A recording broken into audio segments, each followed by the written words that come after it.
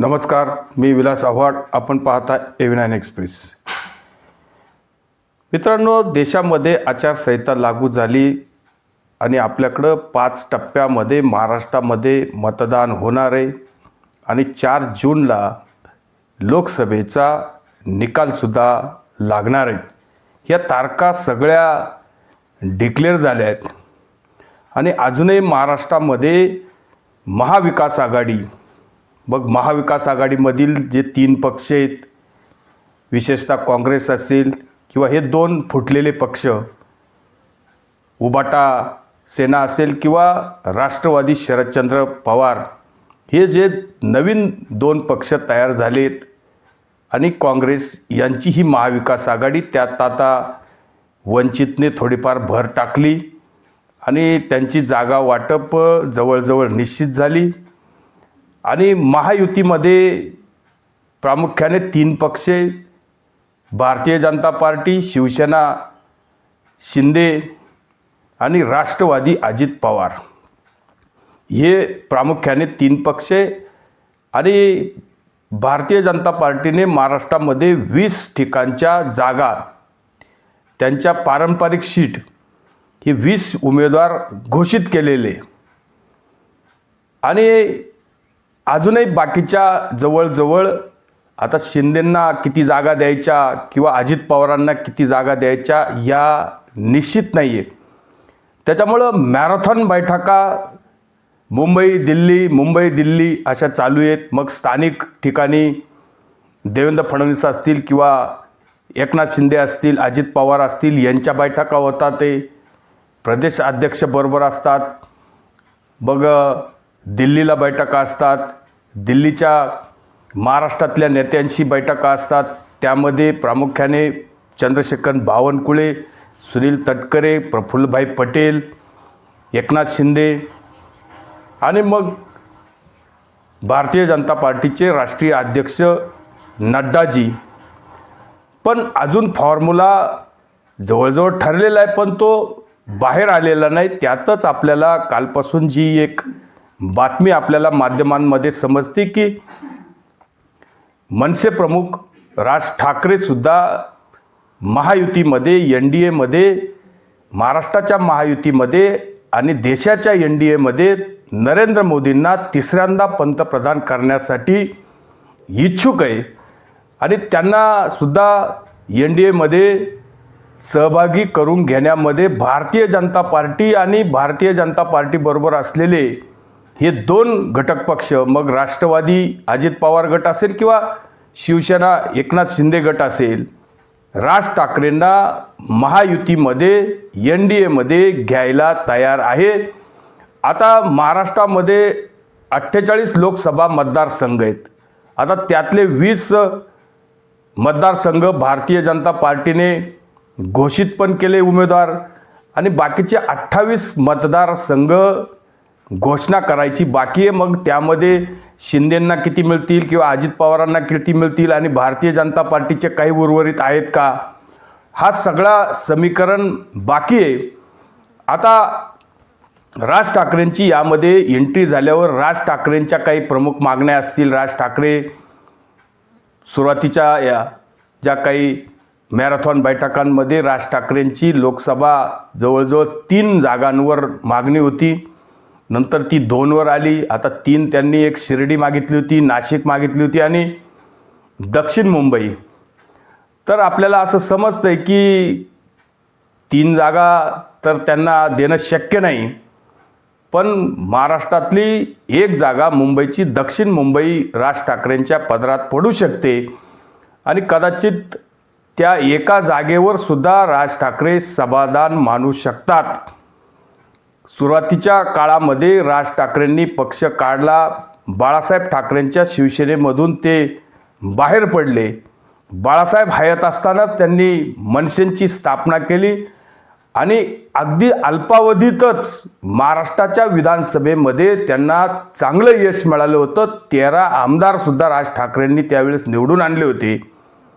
पण नंतरच्या काळामध्ये मनसेला मरगळ आली, संघटन कमी झालं किंवा आमदारांनी ज्या पद्धतीने काम करायला पाहिजे महाराष्ट्रात त्या पद्धतीने कामं त्यांनी केली नाही आणि त्याच्यानंतरच्या काळामध्ये मनसेचा ग्राफ हा खाली येत गेला आणि आज अशी कंडिशन आहे की 2019च्या विधानसभेमध्ये मनसेचा एकमेव आमदार फक्त निवडून आला आणि त्यांना लोकसभेची कुठलीही जागा आजपर्यंत त्यांच्या पक्षाला मिळाली नाही. मग 2014मध्ये त्यांनी काही लोक अपक्ष म्हणून उभे केले होते आणि सांगितलं होतं की आम्ही नरेंद्र मोदींना पंतप्रधान करण्यासाठी आमचं मतदान देऊ, पण ते पण सक्सेस झालेलं नाही. नंतर 2019मध्ये त्याच्या अगोदर ते गुजरातच्या दौऱ्यावर गेले होते. गुजरातच्या दौऱ्यावर जाऊन त्यांनी अनेक प्रोजेक्ट राज ठाकरेंनी गुजरातमध्ये पाहिले, गुजरातची स्तुती केली. नरेंद्र मोदींची सुद्धा त्यांनी अनेक वेळा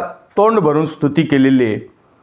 खरं तर हा ठाकरे ब्रँड बाळासाहेब ठाकरेंची अगदी हुबेहूब शैली आणि बाळासाहेबांचे विचारसुद्धा राज ठाकरेंच्या पूर्ण कार्यशैलीमध्ये आपल्याला आढळून येतात आणि आजही बाळासाहेबांच्या विचारावर ते काम करताना दिसतात.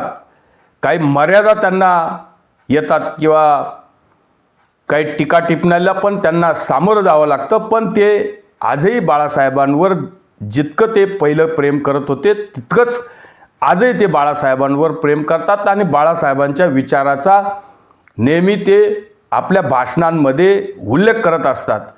पण मध्यंतरीच्या काळामध्ये त्यांना भारतीय जनता पार्टीच्या या युतीमध्ये यायचं होतं, पण त्यांना भारतीय जनता पार्टीने कमळ या चिन्हावर आपले उमेदवार उभं करण्यासाठी सांगितले होते, पण ते त्यांनी नाकारलं आणि मग त्यांनी जरी 2019मध्ये निवडणूक लढली नाही, पण ते शरद पवार आणि काँग्रेसच्या स्टेजवर जाऊन त्यांनी 7-8-10 सभा काँग्रेस आणि राष्ट्रवादीसाठी घेतल्या आणि त्यावेळेस लावरे तो व्हिडिओ, नरेंद्र मोदींचे काही भाषणं किंवा देवेंद्र फडणवीसांचे काही भाषणं असतील किंवा भारतीय जनता पार्टीच्या काही नेत्यांचे भाषणं दाखवून अशा प्रकारचा प्रचार करण्याचा पण त्यांनी प्रयत्न केला.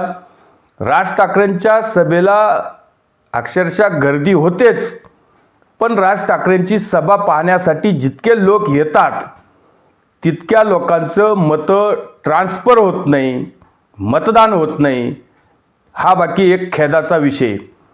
पण आजची अशी परिस्थिती की राज ठाकरे सुद्धा इच्छुक आहे आणि भारतीय जनता पार्टी आणि भारतीय जनता पार्टीमधील जे महाराष्ट्रातले घटक दल जे सामील आहेत ते सुद्धा राज ठाकरेंना महायुती आणि NDAमध्ये घ्यायला तयार आहे. कारण आजची परिस्थिती उद्धव ठाकरेंच्या बाबतीत उद्धव ठाकरेंनी ज्या प्रकारे 2019मध्ये युतीमध्ये निवडणूक लढली आणि केवळ देवेंद्र फडणवीसांना मुख्यमंत्री होऊ द्यायचं नाही म्हणून शरद पवार आणि संजय राऊतांनी जी काही गद्दारी उद्धव ठाकरेंनी फक्त सत्तेसाठी केली आणि हा सगळा घाट अगोदरच रचलेला होता, त्याच्यामुळं कदाचित भारतीय जनता पार्टीच्या जागासुद्धा 122 वरून 105 झाल्या. तर हे अगोदरच सगळं समीकरण तयार होतं. ह्या सगळ्या गोष्टी राज ठाकरेंना पण माहिती आहे आणि जे गद्दारी किंवा देवेंद्र फडणवीसांनी पक्ष फोडले, देवेंद्र फडणवीसांनी राष्ट्रवादी तोडली, देवेंद्र फडणवीसांनी शिवसेना फोडली, पण प्रामुख्याने सुरुवातीची गद्दारी ही उद्धव ठाकरेंनी देवेंद्र फडणवीसांबरोबर भारतीय जनता पार्टीबरोबर केलेली.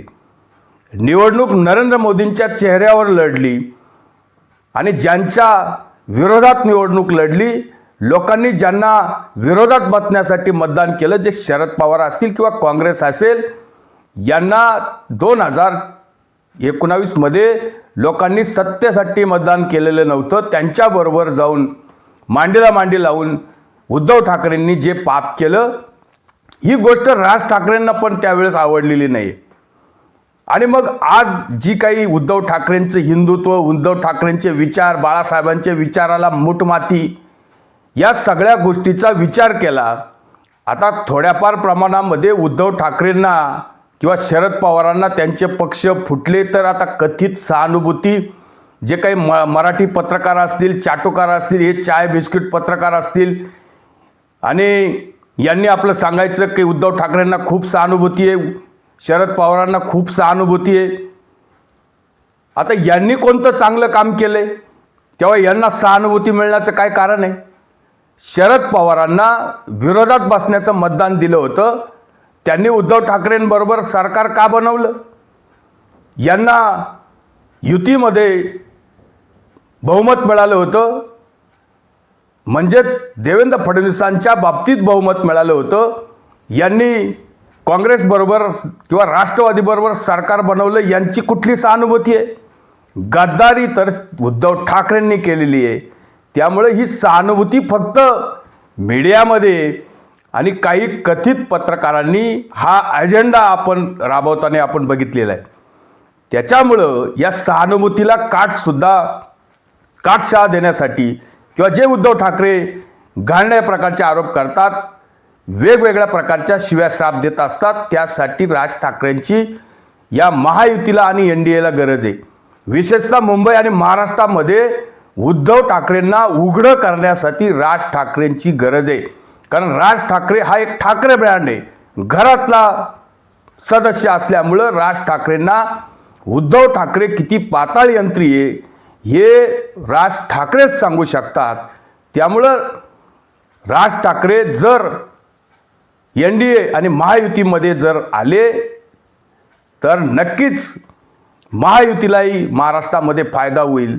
भविष्यात विधानसभेच्या जागा पण त्यांना मनसेला जास्त मिळू शकतात आणि कदाचित लोकसभेमध्ये 48च्या 48 जागासुद्धा युतीच्या निवडून येऊ शकतात असंही म्हणायला काही हरकत नाही.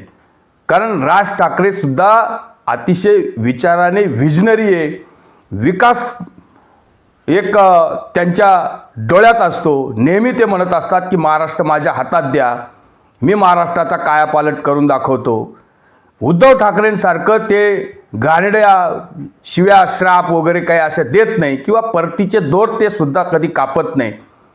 मतभेद असतात पण राज ठाकरे कधी मनभेद वगैरे काही करत नाही. त्यांचे संबंध एकनाथ शिंदेंबरोबरही बी चांगले आहेत आणि देवेंद्र फडणवीसांबरोबर त्यांची कायम उठबस असते आणि भारतीय जनता पार्टीच्या वरिष्ठ नेत्यांबरोबर सुद्धा त्यांचे संबंध आहे. मग ते अगदी पंतप्रधान नरेंद्र मोदींबरोबर म्हणा किंवा गृहमंत्री अमित शहा बरोबर सुद्धा राज ठाकरेंचे चांगले संबंध आहेत.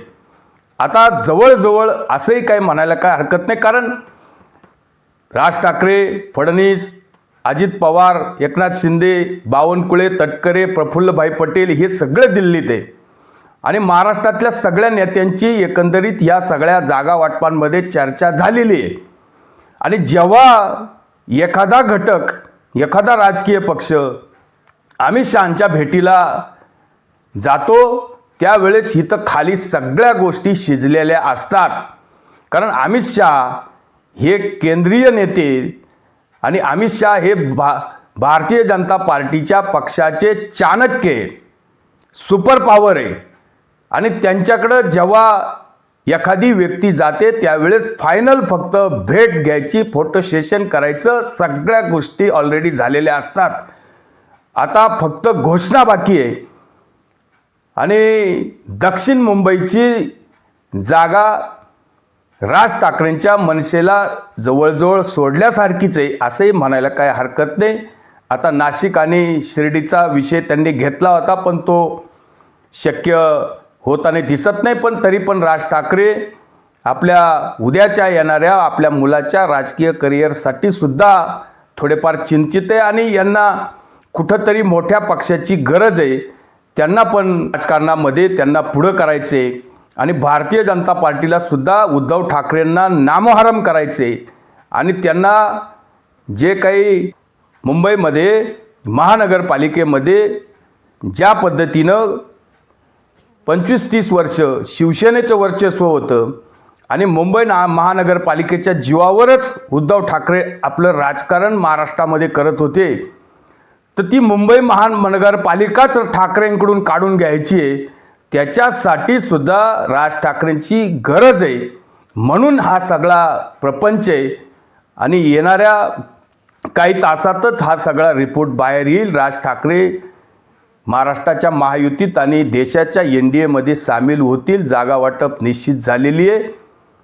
इतकंच आपल्याला माहिती सांगायची होती. तुर्तच थांबतो. व्हिडिओ आवडला असेल तर लाईक करा, शेअर करा. धन्यवाद.